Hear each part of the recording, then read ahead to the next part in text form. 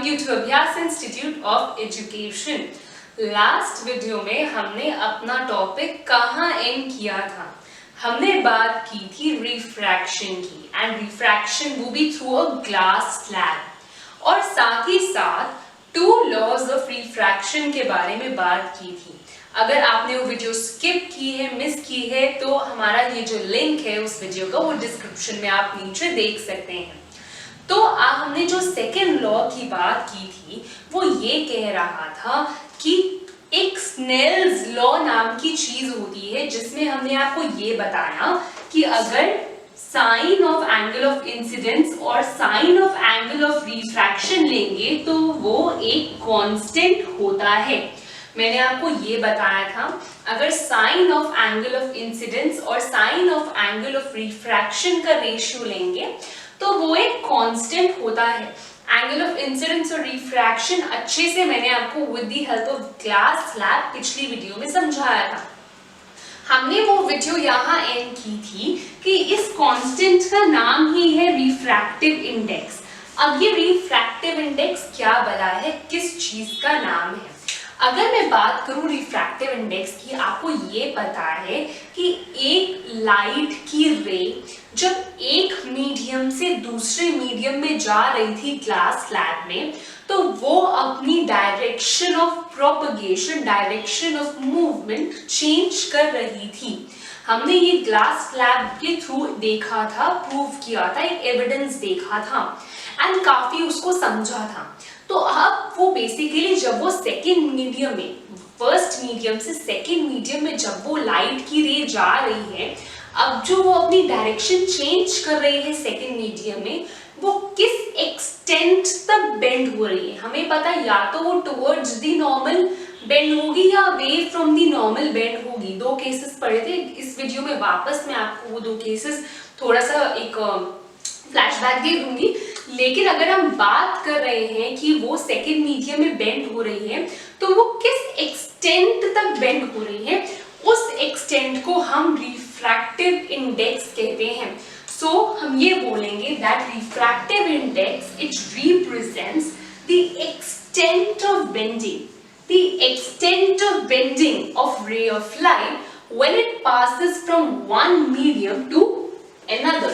When it passes from one medium to another, दूसरे medium में जाके वो ray of light किस extent तक, कितने मेजर तक वो बेंड हो जाती है। तो अब आपको समझ में आया रिफ्रैक्टिव इंडेक्स होता क्या है।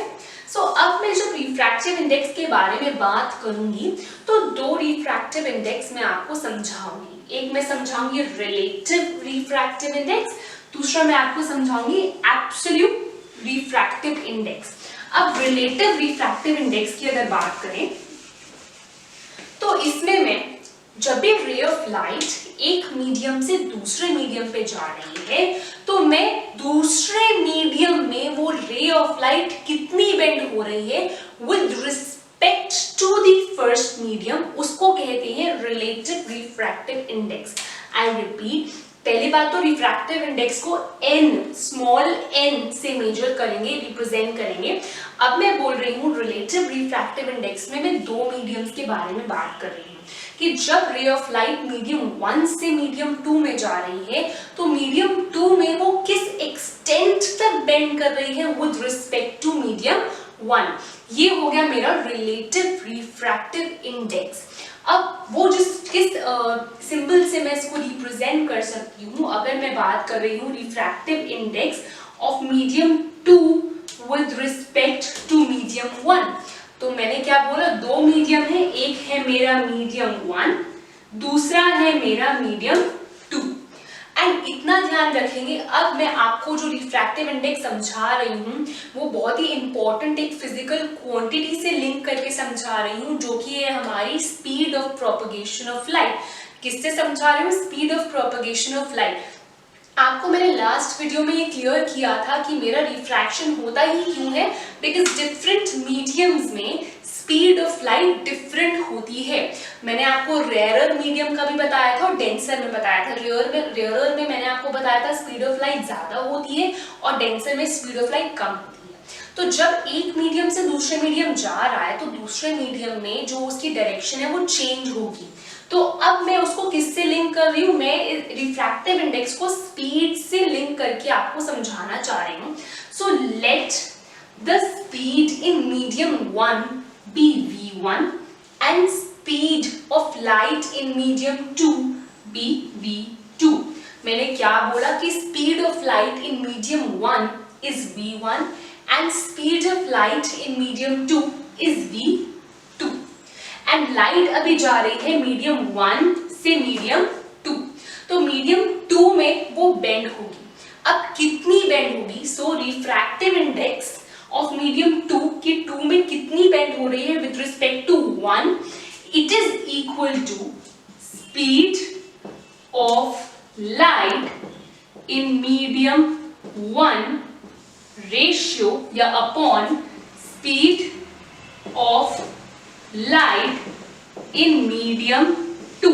इसका मतलब ये हुआ कि refractive index of 2 with respect to 1 is equal to speed of light in 1/2. अब आप बोले यहाँ 2 और 1 है तो यहाँ 1 और 2 कैसे हुआ? जब मैं 10th में थी मुझे भी ये बहुत मेजर डाउट था कि ये कैसे हुआ. बहुत सिंपल सी बात है. अगर मैं ये जानना चाह रही हूँ कि दूसरे मीडियम में कितनी बेंड हुई है तो वो इस पे निर्भर करेगा कि वो पहले मीडियम से किस स्पीड पे आ रही थी. आई रिपीट, अगर मैं ये जानना चाहती हूँ कि रे ऑफ लाइट दूसरे मीडियम में किस एक्सटेंट तक बेंड हुई है with respect to 1, with respect to medium 1, तो मैं ये जानना चाहूंगी कि वो स्पीड ऑफ लाइट जो थी वो मीडियम 1 से कैसे चलती आ रही थी, कि मीडियम 1 से लाइट की स्पीड क्या थी और मीडियम 2 में वो क्या हो गई.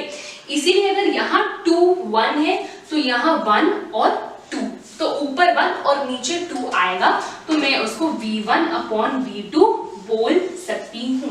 तो और अगर मैं इसका ऑपोजिट देखना चाह रही हूँ, दैट इज अगर मैं n12 देखना चाह रही हूँ, दैट इज 1 में कितनी बेंड हुई विद रिस्पेक्ट टू 2, तो मतलब लाइट जो ट्रैवल कर रही है वो अब 2 से 1 कर रही है, 2 से 1 जा रही है, मीडियम 2 से मीडियम 1 जा रही है, तो मीडियम 1 में कितनी बेंड होगी with respect to medium 2, that is gonna be, अब ऑपोजिट हो जाएगा v2/v1, कि मतलब अब वो उसकी स्पीड ऑफ लाइट जो थी वो मीडियम 2 में क्या थी और अब मीडियम 2 से जब मीडियम 1 में आ रही है तो उसकी स्पीड ऑफ लाइट क्या हो गई है. आई होप आपको ये छोटा सा मिनी कॉन्सेप्ट समझ में आया होगा. जितना छोटा है उतना ही थोड़ा टेढ़ा भी है. अगर नहीं समझ में आया तो फिर वापस जाके शुरुआत से वीडियो देखेंगे तो आपको बेटर क्लैरिटी मिलेगी. कई बच्चे इस टॉपिक में अटक जाते हैं, but I tried to make it easy for you ताकि आप लोगों को समझ आ सके. आगे चलते हैं. अब आफ्टर रिलेटिव रिफ्रैक्टिव इंडेक्स मैं आपको लेके चल रही हूँ एब्सोल्यूट रिफ्रैक्टिव इंडेक्स पे. अब अगर मैंने बोला मेरा जो मीडियम 1 है, मैंने बोला जो मेरा मीडियम 1 है, अब मेरा मीडियम 1 या तो एयर है या वैक्यूम है. अब मेरा मीडियम 1 या तो एयर है या वैक्यूम है.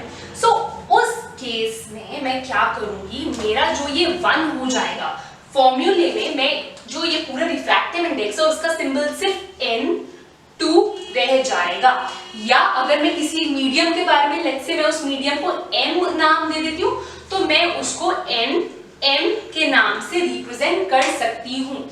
बहुत सिंपल सी बात है. अब मीडियम 1 क्या है मेरा, मीडियम 1 मेरा एयर या वैक्यूम है. सो मैं यहाँ पे लिख दूंगी speed of light in air or vacuum. Speed of light in air or vacuum.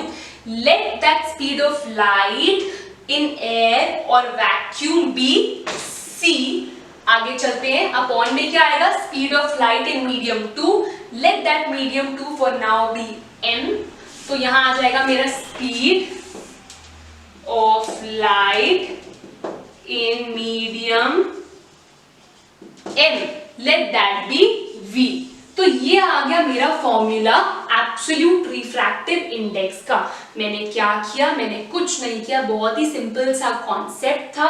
मैंने आपको बोला अगर मैं मीडियम 1 जो है मेरा वो एयर या वैक्यूम होता है तो फिर क्या होगा, तब कुछ नहीं होगा। तो मैं उसको बहुत सिंपल टर्म्स में रिप्रेजेंट करती हूँ। तब मैं उसको 1 का जो पोर्शन था, ये जो 1 है इसको मैं हटा दूंगी बिकॉज नाउ इट्स एयर और वैक्यूम फिक्स हो चुका है। अगर मैं लेट्स से किसी मीडियम m की बात कर रही हूँ कि रे ऑफ लाइट एयर या वैक्यूम से m तक आ रही है, मीडियम m तक आ रही है, तो nm से रिप्रेजेंट कर सकती हूँ। अब सिंस मेरा मीडियम 1 एयर है तो ऊपर मेरा एयर या वैक्यूम आ गया। Let the speed in air और वैक्यूम बी c एंड दूसरे मीडियम में v है, तो ये रहा मेरा फॉर्मूला c/v। इसके कुछ न्यूमेरिकल 1 या 2 मार्क्स में आ जाते हैं जो इस वीडियो के एंड में मैं आपको कराऊंगी। अब इसे कहते हैं हम एब्सोल्यूट रिफ्रैक्टिव इंडेक्स, या कई बार इसे सिर्फ रिफ्रैक्टिव इंडेक्स भी कहा जाता है। तो अब मैंने अगर आपको मैं टोटलिटी में देखूं, मैंने आपको लास्ट वीडियो में 2 चीजें कराई थी। एक था ऑप्टिकली रेयरर मीडियम, एक था ऑप्टिकली डेंसर मीडियम। अब अगर मैं इनमें रिफ्रैक्टिव इंडेक्स बताना चाहूं तो बहुत सिंपल सी चीज है। क्या आप इस पूरे फॉर्मूले से ये देख सकते हैं कि रिफ्रैक्टिव इंडेक्स जो है वो स्पीड ऑफ लाइट से इनवर्सली प्रोपोर्शनल है। मैंने क्या बोला, मैंने ये बोला कि refractive index speed of light से इनवर्सली प्रोपोर्शनल है एक मीडियम का। मैंने आपको 2 मीडियम्स के बारे में पढ़ाया था, फर्स्ट ऑप्टिकली रेयरर मीडियम और ऑप्टिकली डेंसर मीडियम। अगर मैं रेयरर मीडियम में बात करूं, मुझे पता है इसमें जो स्पीड ऑफ लाइट है वो ज्यादा है, तो एज अ रिजल्ट इस मीडियम में रिफ्रैक्टिव इंडेक्स कम होगा। एंड अगर मैं डेंसर मीडियम की बात करूं तो जो मेरी स्पीड ऑफ लाइट है वो कम है, तो उसका रिफ्रैक्टिव इंडेक्स ज्यादा होगा। ऑल्सो आप ये ध्यान में रखेंगे कि अगर कोई भी रे ऑफ लाइट रेयरर से डेंसर मीडियम में जा रही है तो उसकी स्पीड ऑफ लाइट पहले ज्यादा थी, अब स्पीड ऑफ लाइट कम हो गई है, तो as a result ray of light जो है वो टुवर्ड्स द नॉर्मल जाएगी, टुवर्ड्स द नॉर्मल जाएगी।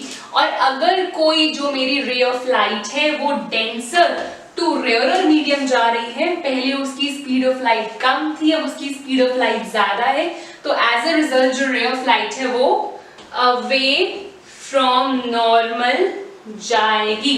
तो ये छोटे छोटे कॉन्सेप्ट्स है जो मैंने सोचा आपके क्लियर कर दिए जाए, बिकॉज जितने क्लियर आपके होंगे कॉन्सेप्ट्स उतना आसान आपको लगेगा ये चैप्टर।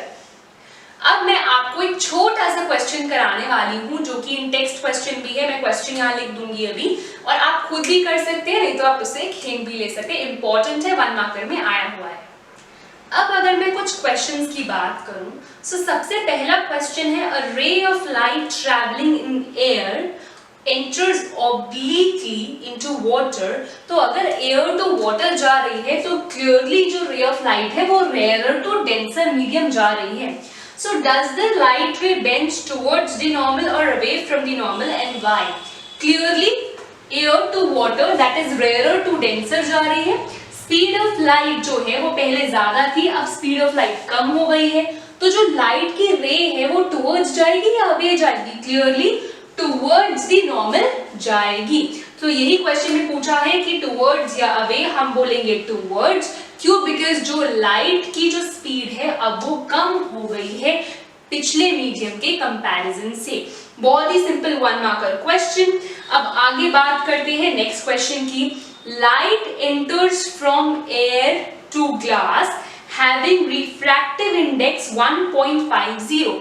एयर टू ग्लास जा रहा है तो मैं क्लियरली बोल सकती हूँ रिफ्रैक्टिव इंडेक्स ऑफ ग्लास मेरा 1.50 है। And what is the speed of light in glass? तो मुझे निकालनी है speed of light in glass. अब मुझे दिया हुआ है the speed of light in vacuum is 3 × 10⁸ metre per second. Speed of light in vacuum से मैं c लेट कर सकती हूँ 3 × 10⁸ मीटर पर सेकेंड। तो क्लियरली मुझे बस फॉर्मूले में वैल्यूज डालनी है। mg हो जाएगा मेरा c/vg। तो mg मेरा गिवन है 1.50। क्या दिया हुआ है? m दिया हुआ है मुझे 1.50, c मुझे दिया हुआ है 3 × 10⁸ और मुझे v of g speed of light in glass निकालना है। अगर मैं speed of light in glass को लेफ्ट साइड पे ले जाऊं और अपना 1.50 को नीचे ले आऊं तो 1.5 × 2 हो गया मेरा 3। तो आंसर आ गया 2 × 10⁸ मीटर पर सेकेंड। ये सिंपल सा है मेरा आंसर और ये था हमारा सिंपल सा न्यूमेरिकल। तो आई होप आपको ये 2-3 क्वेश्चन समझ में आए हों जो 1 या 2 मार्कर्स में एग्जाम में आपसे पूछ लिए जाते हैं रीजनिंग के साथ। Thank you for watching this video. Next video में हम लेंसेज की शुरुआत करने वाले हैं। Till then keep watching, keep learning.